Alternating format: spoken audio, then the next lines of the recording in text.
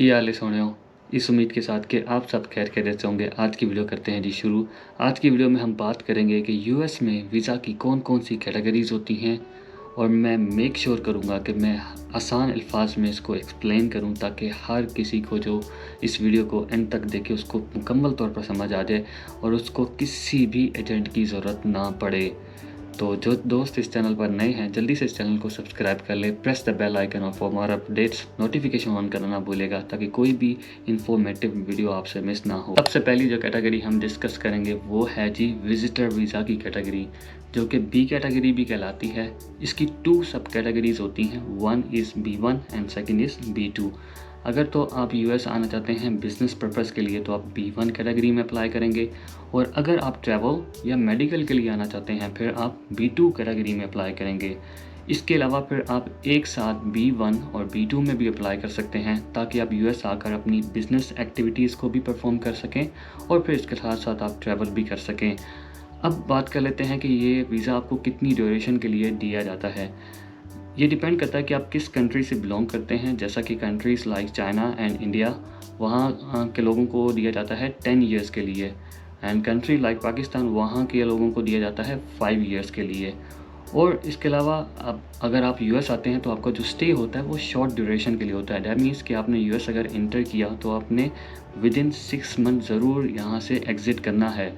अगर आप नहीं करेंगे तो फिर आपको कोई ना कोई पनिशमेंट मिलेगी और आप एग्ज़िट करके फिर दोबारा भी आ सकते हैं 1 और 2 मंथ्स के बाद। सेकंड कैटेगरी है जी स्टूडेंट वीज़ा की कैटेगरी। अगर आप यूएस आना चाहते हैं स्टडीज़ के लिए, just like to enrol in a school, high school, college या यूनिवर्सिटी, तो फिर आप अप्लाई करेंगे यहाँ पर F1 कैटेगरी में।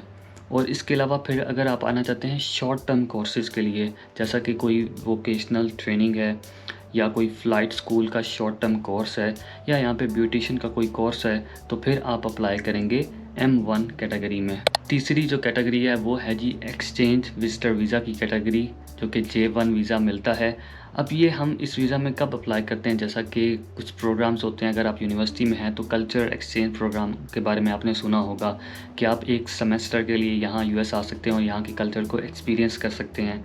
इसके अलावा आप यहाँ पर इंटर्नशिप्स में अप्लाई कर सकते हैं और वर्क लाइफ को यहाँ पर एक्सपीरियंस कर सकते हैं। और इसके अलावा फिर यहाँ पे कुछ रिसर्च एक्टिविटीज़ भी होती हैं, कुछ लैब्स होती हैं, वो शॉर्ट टर्म जो है वो आपको यहाँ पर बुला सकती हैं और यहाँ पर आप रिसर्च में काम कर सकते हैं और अपना एक्सपीरियंस शेयर कर सकते हैं। और फिर आपको अप्लाई करना पड़ेगा J1 कैटेगरी में वीज़ा के लिए।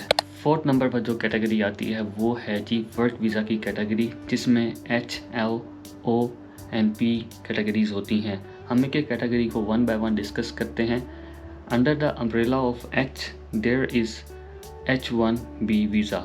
ये वीज़ा आपको कब मिलता है, जब आपको यहाँ पर कोई यूएस की कंपनी जॉब ऑफ़र देती है और फिर यहाँ वो एक डिपार्टमेंट में आपके लिए पिटीशन फाइल करते हैं और फिर लेबर कॉन्ट्रैक्ट से अप्रूवल लेकर फिर आपको जॉब ऑफ़र देते हैं और फिर आप जाकर अप्लाई करते हैं H1B कैटेगरी में, ठीक है।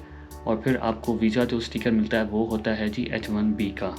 और अब आ जाते हैं जी L कैटेगरी में। L कैटेगरी में आप अप्लाई करते हैं L1 वीज़ा पर। वो कब आप अप्लाई कर सकते हैं, जैसा कि एक कंपनी है वो आपके होम कंट्री में मौजूद है और उसका यहाँ पे कोई सब्सिडरी ऑफिस है या कोई ब्रांच ऑफिस है, वो चाहते हैं कि आप यहाँ पर आकर काम करें, तो ये इंट्रा ट्रांसफ़र होगा। तो आप आ सकते हैं यहाँ पर अप्लाई करके L1 कैटेगरी में। लेकिन अगर आप ये कंपनी छोड़ते हैं तो आपको वापस जाना पड़ेगा। लेकिन H1B कैटेगरी में जो वीज़ा आपको मिलता है उसमें ये नहीं होता कि आपने एग्ज़िट करना है, फिर आप यहाँ पर कोई और जॉब स्विच करके उस कंपनी के थ्रू वीज़ा अप्लाई कर सकते हैं। लेकिन L1 में आपको एग्ज़िट करना ही पड़ता है। और अब आ जाती है जी O कैटेगरी। O कैटेगरी में आप तब अप्लाई करते हैं जब आप कोई आर्टिस्ट हैं या कोई आपके पास एक्स्ट्रा ऑर्डिनरी स्किल्स हैं, लाइक एथलेटिक्स हो गया, स्पोर्ट्स में हो गया, या फिर कोई साइंटिस्ट हैं। मतलब a person who is having extra ordinary skills he will apply in O category और उसको जो वीज़ा मिलेगा वो O वीज़ा होगा। और लास्ट जो कैटेगरी आती है वो है जी P कैटेगरी। अब P वीज़ा आपको कब मिलता है, जब आप शॉर्ट टर्म के लिए यूएस आना चाहते हैं to perform something, just like आप कोई एथलीट हैं या फिर आप कोई आर्टिस्ट हैं, ठीक है, आपका कोई यहाँ पे इवेंट है, यहाँ पर आप आकर परफॉर्म करना चाहते हैं, तो आप जिस कैटेगरी में अप्लाई करेंगे वो है पी कैटेगरी। 5th नंबर पर जो कैटेगरी आती है वो है जी इन्वेस्टर वीज़ा की कैटेगरी ई। अब ई कैटेगरी में आपको 2 किस्म के वीज़ास मिलते हैं, एक होता है E1 और E2। अच्छा, E1 में आप कब अप्लाई करते हैं कि आपकी अपने होम कंट्री में एक कंपनी है, ठीक है, आप यूएस में बिज़नेस करना चाहते हैं और यूएस में इन्वेस्ट करना चाहते हैं, तो आप फिर अपना ही बिज़नेस एक्सपैंड करना चाहते हैं यूएस के अंदर, तो फिर आप उस इस इन्वेस्टमेंट के थ्रू जो वीज़ा अप्लाई करेंगे वो होगा E1, ठीक है। अब E2 वीज़ा आप कब अप्लाई करेंगे, जब आपके पास अपने होम कंट्री में बिज़नेस नहीं है लेकिन आप कोई स्टार्टअप ओपन करना चाहते हैं यूएस में, जस्ट लाइक अ रेस्टोरेंट और समथिंग लाइक दैट, आप कोई बिज़नेस करना चाहते हैं यहाँ पर, मतलब आप यूएस में इन्वेस्टमेंट लेकर आएंगे और यहाँ पर आकर बिज़नेस स्टार्ट करेंगे, तो फिर आप जिस कैटेगरी में अप्लाई करेंगे वो होगा E1 E2 वीज़ा फिर आपको दिया जाएगा, ठीक है। E1 और E2 में आपको बेसिक पर्पस या मीनिंग समझ आ गया कि उसमें क्या फ़र्क है। E1 वो होता है कि आपका होम कंट्री में बिज़नेस है, आप उसको एक्सपांड करना चाहते हैं यूएस में, और फिर आप यूएस में इन्वेस्टमेंट लेकर आएंगे, अपने ही बिज़नेस को कंटिन्यू करेंगे। लेकिन E2 में फिर आप क्या करेंगे, यूएस में आके अपना एक न्यू बिज़नेस स्टार्ट करेंगे, वो गैस स्टेशन हो सकता है, वो रेस्टोरेंट हो सकता है, something like that. 6th number पर जो कैटेगरी आती है वो है जी फियांसे वीज़ा की कैटेगरी। अगर तो आपका कोई पार्टनर यूएसए में है, आप उनके साथ इंगेज्ड हैं और आप प्लान करते हैं कि मैं यूएस में आकर उससे शादी करूंगा या करूंगी, तो फिर आप जिस कैटेगरी में अप्लाई करेंगे वो होती है जी K1 वीज़ा की कैटेगरी। अच्छा, इसकी एक कंडीशन होती है कि जब आप यूएस आ जाएंगे तो फिर आपने विदिन 90 डेज़ जो है वो शादी करनी होती है, अदरवाइज़ फिर आपको कोई ना कोई कंसिक्वेंसेस का सामना होगा। अब तक जो मैंने वीज़ा कैटेगरीज़ को डिस्कस किया वो थी टेम्परेरी वीज़ा की कैटेगरीज़। अब हम बात कर लेते हैं परमानेंट वीज़ा की कैटेगरी कौन सी है, वो है जी 7th नंबर पर इमिग्रेंट वीज़ा की कैटेगरी। अब उसमें एक सिचुएशन ये हो सकती है कि आपके फैमिली मेम्बर्स यहाँ पे मौजूद हैं, तो वो आप अप्लाई कर सकते हैं फैमिली स्पॉन्सर्ड वीज़ा की कैटेगरी में, जिसमें आप डायरेक्टली अप्लाई करते हैं ग्रीन कार्ड के लिए। सेकंड सिचुएशन ये हो सकती है कि एक कंपनी है जो आपको हायर करना चाहती है परमानेंट बेसिस पर, फिर वो आपके लिए यहाँ पर अप्लाई कर सकती है ग्रीन कार्ड के लिए, जो कि कहलाता है एम्प्लॉयमेंट स्पॉन्सर्ड वीज़ा, और जिसमें फिर आप डायरेक्टली ग्रीन कार्ड के लिए अप्लाई करेंगे।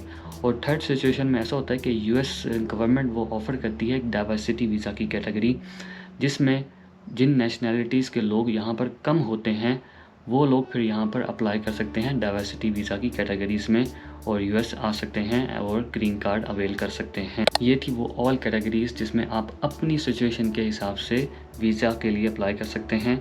तो उम्मीद करता हूँ कि अब आपको क्लियर हो गया होगा कि यूएस में वीज़ा की कौन कौन सी कैटेगरीज़ होती हैं। अगर फिर भी आपके माइंड में कोई क्वेश्चन हो तो आप कमेंट बॉक्स के थ्रू मुझसे पूछ सकते हैं। तो अब मैं निकलता हूँ, लेकिन आपने चैनल को सब्सक्राइब किए बगैर नहीं जाना।